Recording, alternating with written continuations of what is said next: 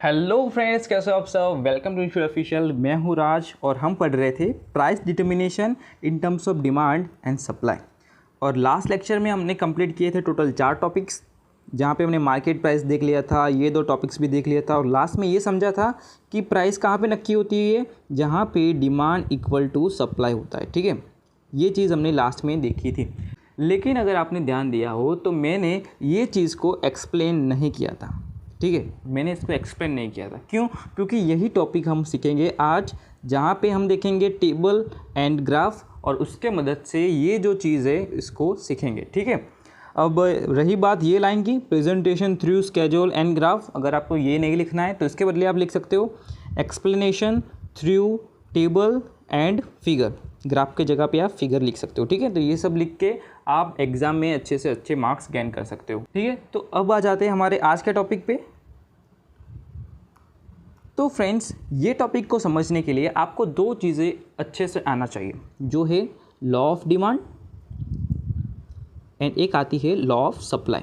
ठीक है, law of demand and law of supply आपको आना चाहिए, तभी आप ये चीज़ को, यानी कि प्राइस कैसे नक्की होता है, उसको आप समझ पाओगे। ठीक है, रही बात लॉ ऑफ डिमांड की, तो वो तो आपको अच्छे से आता है। आपको पता है कि जब प्राइस इंक्रीज़ होती है तब डिमांड डिक्रीज़ होती है, और जब प्राइस डिक्रीज़ हो जाती है तब डिमांड क्या हो जाती है, इंक्रीज़ हो जाती है। ये चीज़ आपको अच्छे से आती है। ठीक है, एंड जो बचा वो है लॉ ऑफ सप्लाई। और लॉ ऑफ सप्लाई को कई स्टूडेंट को नहीं आता होगा, कई स्टूडेंट को आता होगा, तो यही अच्छा रहेगा कि मैं आपको एक अच्छे से एग्जाम्पल के साथ इसको समझा दूँ।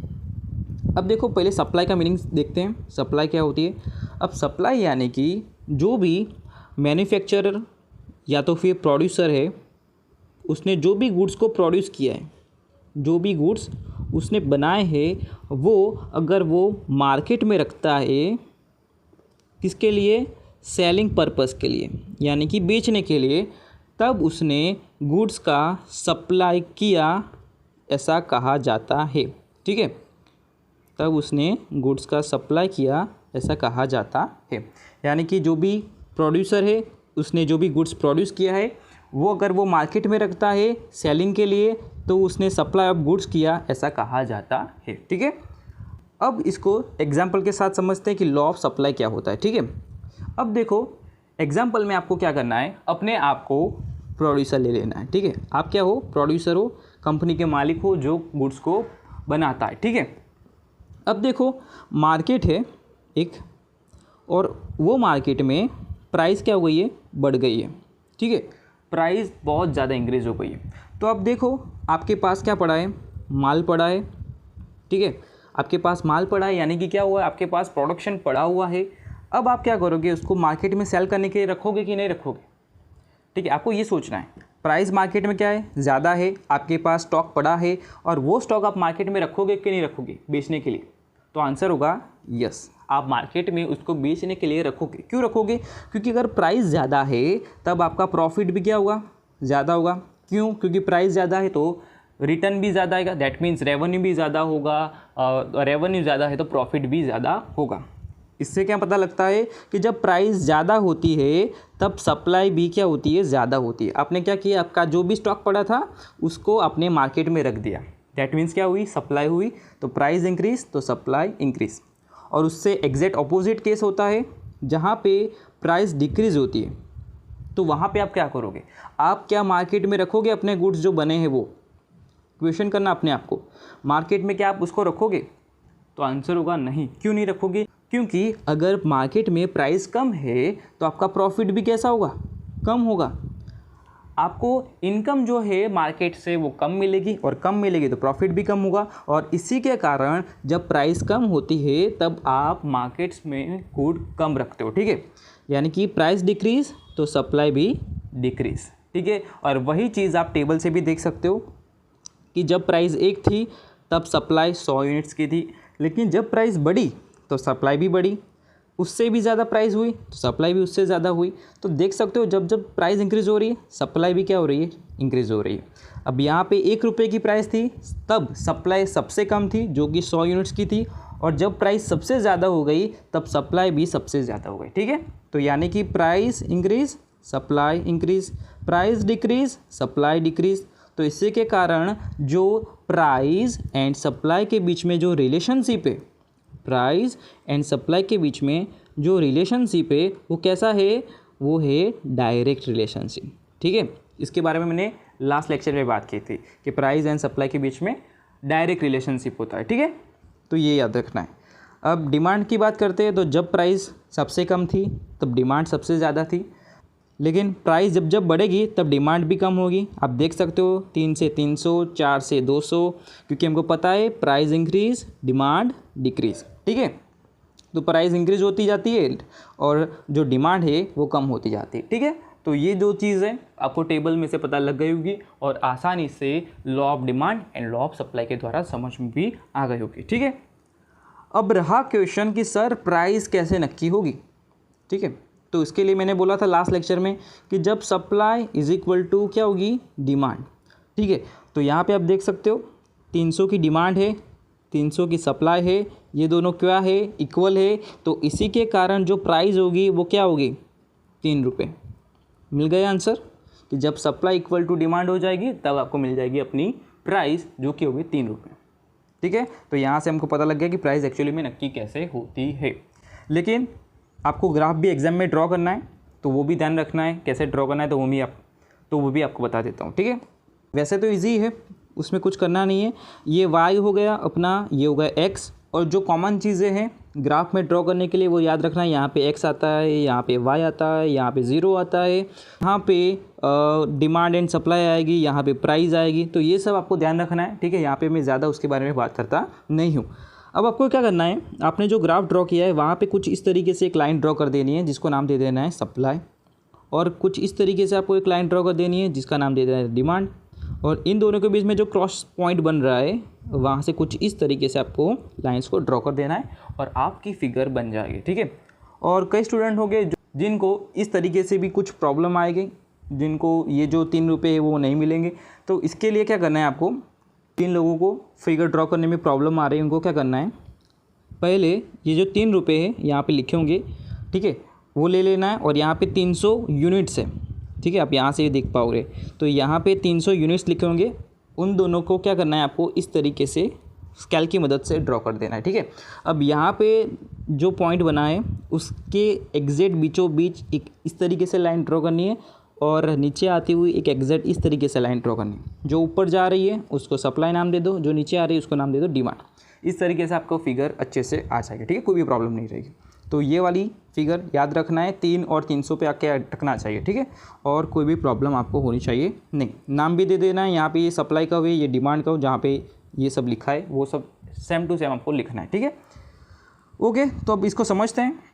अभी आपको ध्यान से देखना है मैं क्या बोल रहा हूँ। ठीक है, तो ये जो कर्व है वो हमेशा से, सप्लाई कर्व जो है वो हमेशा से क्या जा रही होगी, अप, यानी कि ऊपर जा रही होगी। आप देख पा रहे होगे यहाँ से नीचे से ऊपर जा रही होगी, यहाँ से नीचे से यहाँ पे ऊपर।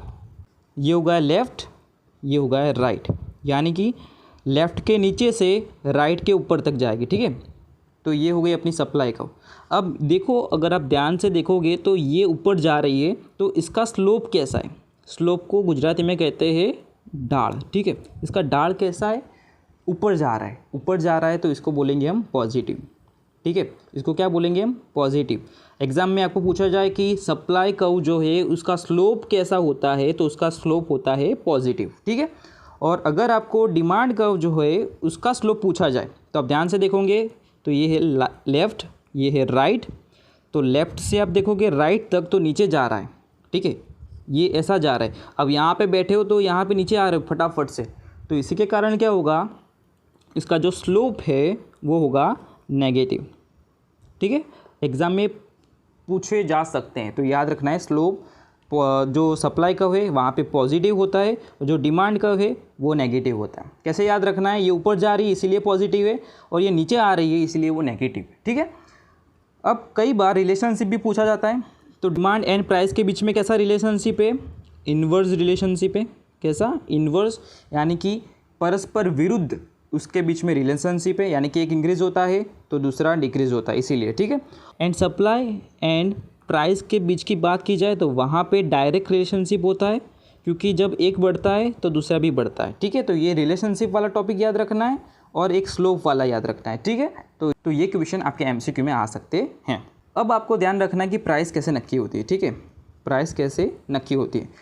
तो ये आपने ड्रॉ की थी अपनी डिमांड कर्व, और डिमांड कर्व पे ध्यान से देखोगे तो यहाँ पे कुछ थे 300 यूनिट्स। अगर आप ध्यान से देखोगे ये थी डिमांड कर्व, यहाँ पे 300 यूनिट्स थे। और सप्लाई कर्व की बात करोगे तो सप्लाई कर्व इस तरीके से जा रही थी, और सप्लाई में भी यहाँ पे जो आ रहा था पॉइंट वो नीचे खींचोगे तो वहाँ पे भी 300 यूनिट ही आएंगे। यानी कि ये जो इंटरसेक्शन पॉइंट बन रहा है वहाँ पे supply is equal to demand हो रही है, और इसी के कारण हमको प्राइस मिल जाएगी। अगर आप उसको वाई की तरफ खींचोगे तो प्राइस मिल जाएगी आपको 3 रुपये, ठीक है। और डिमांड एंड सप्लाई कितनी होगी, 300 यूनिट्स की होगी, ठीक है। तो यहाँ पे हमको मिल जाएगी प्राइस जो कि होगी 3 रुपये, और प्राइस कैसे नक्की होती है वो हमको मिल गया, ठीक है। लेकिन अभी आपको एक क्वेश्चन शायद से होगा कि सर प्राइस 3 ही क्यों है। आपने बोला और हमने समझ लिया कि हम क्या है, प्रोड्यूसर हैं, ठीक है। अपने कंपनी के हम क्या है, मालिक है। तो हमको तो जो प्राइस रखनी होगी हम रखेंगे। हम 3 ही क्यों रखें, हम तो 5 चाहेंगे सर, हम तो 5 चाहेंगे, हमको तो 5 पे बेचना है, तो हम तो 5 में बेचेंगे, तो 3 पे क्यों आ रहे। अगर आप ऐसा सोच रहे हो तो उसके लिए बहुत बढ़िया आंसर है, और ये जो आंसर है आपको रियलिटी में भी अनुभव होगा, ठीक है। कहाँ पे होगा वो भी मैं बताऊँगा। तो ये जो आंसर है आपको ध्यान से समझना है, ध्यान से उसमें जो भी मैं बोल रहा हूँ उसको विजुअलाइज करना है। अगर आपने सोचा नहीं जो मैंने बोला तो आपको समझ में नहीं आएगा, ठीक है। तो फोकस करना है, कान में ऐसा है तो हैंड्स पे डाल दो, पूरा का पूरा फोकस स्क्रीन पे कर दो कि जो भी मैं लिखने वाला हूँ, जो भी बोलने वाला हूँ बहुत ही इम्पोर्टेंट होगा, ठीक है। अब यहाँ पे आ जाओ, यहाँ पे देखो कि प्राइस क्या है, कि प्राइस क्या है। आप देखोगे तो आपको मिलेगी प्राइस जो है वो है 5, ठीक है। आपने बोला कि मेरे को 5 रुपये की प्राइस रखनी है, ठीक है। तो यहाँ पे डिमांड कितनी है, 100, और सप्लाई कितनी होगी, 500 की। वो तो कैसे आपको पता लगेगा, क्योंकि प्राइस सबसे ज़्यादा है तो डिमांड सबसे कम होने वाली है, और प्राइस ज़्यादा है तो आप बेचने के लिए भी ज़्यादा रखने वाले हो, इसलिए सप्लाई ज़्यादा होगी, ठीक है। तो जब प्राइस ज़्यादा होती है तब डिमांड सबसे कम होती है और सप्लाई सबसे ज़्यादा होती है, ठीक है। अब याद रखना है जो भी बोल रहा हूँ, ये जो एग्जाम्पल है उसको मैं थोड़ा और ईजी कर रहा हूँ। यहाँ पे जो जो जो शून्य शून्य लगाया गया है उसको मैं यहाँ पे इरेज कर रहा हूँ, ठीक है, ताकि आपको बहुत अच्छी तरीके से समझ में आ जाए। तो यहाँ पे बचता है 5, 1, यहाँ पे कुछ इस तरीके से बन रहा है, ठीक है, आपका जो टेबल है उस तरीके से। अब ध्यान से देखो, एक पर्सन जो है वो एक चीज़ खरीद रहा है, ठीक है, एक चीज़ को खरीद रहा है, यानी कि डिमांड कर रहा है, ठीक है। चलो डिमांड लिखते हैं। एक पर्सन एक ही गुड को डिमांड कर रहा है, ठीक है, ये याद रखना है। और एक जो सप्लाई है, एक यूनिट की जो सप्लाई है वो किसके पास है, एक सेलर के पास है, यानी कि एक दुकान वाले भी लिख सकते हो आप। यानी कि अगर आप मार्केट में जा रहे हो और 5 यूनिट्स अवेलेबल है तो उसका मीनिंग क्या हुआ, वो 5 यूनिट्स 5 दुकान वाले के पास होंगे, ठीक है। इसको देखो मैं बताता हूँ कि ये एक शॉप हुई, ये दूसरी दुकान, ये तीसरी दुकान, ये चौथी दुकान, ये 5वीं दुकान। हर एक दुकान पे एक एक यूनिट उपलब्ध होगा, ठीक है, ठीक है। तो ये पता लग गया। सप्लाई के बारे में हमने क्या एग्जांपल लिया कि सप्लाई अगर 5 है तो उसका मीनिंग क्या हुआ कि 5 दुकानें हैं मार्केट में और हर एक दुकान में एक एक यूनिट उपलब्ध है, ठीक है। और डिमांड में हमने क्या देखा कि एक यूनिट की डिमांड है तो वो एक पर्सन कर रहा है, यानी कि 5 यूनिट्स की डिमांड होगी तो वो 5 पर्सन कर रहे होंगे। इन सिंपल वर्ड्स में कहूँ तो एक पर्सन जो है, एक व्यक्ति जो है वो एक ही चीज़ की डिमांड कर रहा है, ठीक है। ये इतना समझ में आ गया, ओके। अभी हमारा एग्जाम्पल रियलिटी में स्टार्ट हो रहा है। आपने बोला था कि सर हमें 5 रुपये की प्राइस रखनी है, रख दी आपने, मार्केट में 5 गुड रख दिए, ठीक है। हमने याद रखना है कि हमने जो लास्ट के 0 है वो निकाल दिए। तो 5 रुपये की प्राइस थी, 5 यूनिट आपने मार्केट में रख दी और 5 यूनिट हर एक दुकान में आपने डाल दी। 1 दुकान, 2 दुकान, 3 दुकान, 4 दुकान, 5 दुकान, ठीक है। ऐसे 5 दुकान में आपने अपने जो गुड्स थे डाल दिए। अब क्या करना है, अब आप प्रोड्यूसर थे वो भूल जाओ, अब आपको क्या करना है, अब आप एक खरीददार हो, ठीक है, यानी कि एक बायर, ठीक है। अब सेलर बेलर आप जो भी थे वो भूल जाओ, अभी आपको फोकस करना है आप कहाँ पे हो, आप एक बायर हो और अब आप मार्केट में जा रहे हो, ठीक है, मार्केट में जा रहे हो, चीज़ परचेस करनी है। इसीलिए अब मार्केट में जैसे ही आप गए तो क्या होता है वो सोचना है, वो मैं बोल रहा हूँ उसको सोचना है। अब देखो मार्केट में गए आप अकेले ही पर्सन हो। अब यहाँ से मार्केट शुरू होता है, ठीक है, आप अकेले यहाँ पे खड़े हो, यहाँ पे मार्केट शुरू होता है, यहाँ पे टोटल ऐसे करके 5 दुकानें हैं, ठीक है, ऐसे करके 5 दुकानें आप यहाँ पे मार्केट में एंटर कर रहे हो और हर एक दुकान वाला आपको देख रहा है, हर एक दुकान वाला देख रहा है कि भाई एक इंसान जो है वो चीज़ परचेस करने के लिए आ रहा है, ठीक है। तो पाँचों के पाँचों लोग आपको घेर लेंगे कि भाई मेरे वहाँ से खरीद लो, मेरे वहाँ से खरीद लो। हर एक लोग जो सेलर है वही बोलेंगे और अकेले है आप यहाँ पे। अब ध्यान से देखना है यहाँ पे झगड़ कौन रहा है, क्या आप झगड़ रहे हो या दुकान वाले आपस में झगड़ रहे हैं। तो ध्यान से आप सोचोगे तो मिलेगा क्या कि ये लोग हैं आपस में झगड़ रहे हैं। क्यों झगड़ रहे हैं? इसी के कारण झगड़ रहे हैं कि जो आप हो बायर वो उनकी दुकान से खरीद लें, इसीलिए ये पांचों लोग झगड़ रहे हैं। बोल रहे हैं कि भैया मेरी दुकान पे आ जाओ, मेरे यहाँ से ले लो, बहुत चीज़ अच्छी आएगी, आपको अच्छा सेटिस्फेक्शन मिलेगा। यही पांचों लोग बोल रहे हैं, पांचों लोग झगड़ रहे हैं कि आप यहाँ पे आ जाओ, यहाँ पे आ जाओ। अब क्या होगा, वो खेल देखना है, ध्यान से सुनना है, ध्यान से देखना है। अब क्या होगा, इन पांचों में से एक जन होगा, वो क्या बोलेगा कि सर आप मेरे यहाँ से ले जाओ, मैं आपको 4 रुपये में मैं आपको ये चीज़ बेच रहा हूँ, आप 4 रुपये में ले जाओ। तो आपका फोकस कहाँ पे होगा, यहाँ पे आ जाएगा कि ये तो बहुत अच्छा है भाई, तो 4 रुपये में बेच रहा है, बहुत अच्छा है, मैं तो वहाँ से लेऊँगा, ठीक है। आप तो वही बोलोगे क्योंकि जो सस्ता पड़ेगा वहीं से खरीदने वाले हो। तो यहाँ पे ये जो सेलर था उसने क्या किया, मना कर दिया कि यार ये मार्केट में तो मज़ा नहीं आ रहा है यार, 5 रुपये में मैं बेचने वाला था, अभी तो 4 रुपये ये बोल रहे सब लोग, तो मैं तो यहाँ से निकल जा रहा हूँ, ठीक है। तो अभी क्या हुआ, आपने अपने दोस्त को फ़ोन किया, कि भाई यहाँ पे आ जा, ये मार्केट में इस जगह पे 4 रुपये में तुम्हें जो चाहिए वो मिल रहा है, ठीक है। तो अब क्या हुआ वो याद रखना है। अब आप और आपका दोस्त ऐसे करके 2 लोग खरीदने वाले हो गए और मार्केट में कितने लोग बचे, एक ये वाला, एक ये वाला, ये वाला और ये वाला, ऐसे करके 4 जो सेलर थे वो बचे। चारों के चारों तैयार थे कि हम भाई 4 रुपये में बेचने के लिए रेडी है, आप मेरे यहाँ से ख़रीद लो। ये वाला आउट हो गया, उसको नहीं बेचना था, ठीक है। तो अभी क्या हुआ, ध्यान से देखो, अभी क्या हुआ कि 2 लोग खरीदने वाले हैं, सामने 4 लोग बेचने वाले हैं, ठीक है।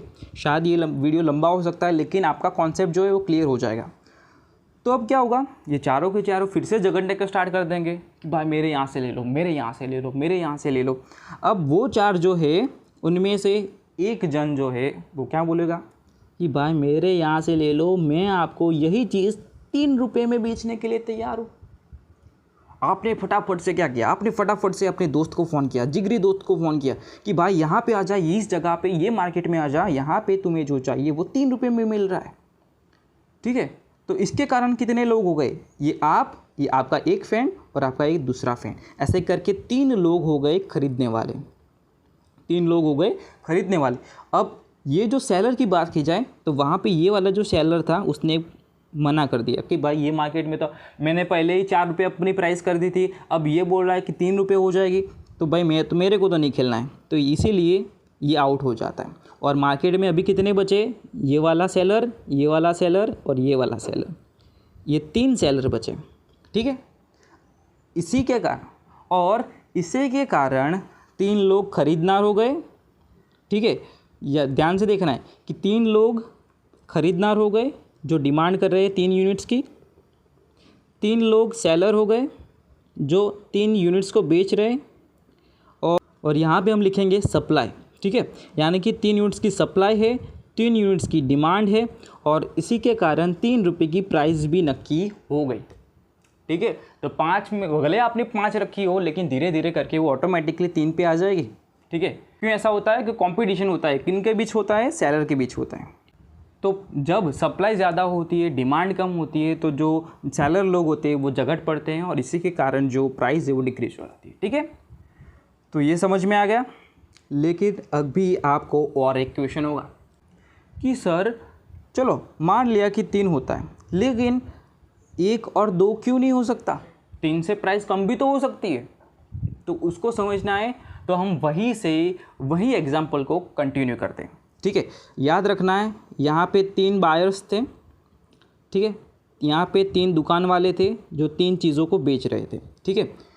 अब यहाँ पे 3 रुपये की प्राइस ऑलरेडी नक्की हो चुकी थी, लेकिन ये जो 3 शॉप वाले थे उसमें से एक जन जो है ये वाला, वो अवड़ा फाटता है।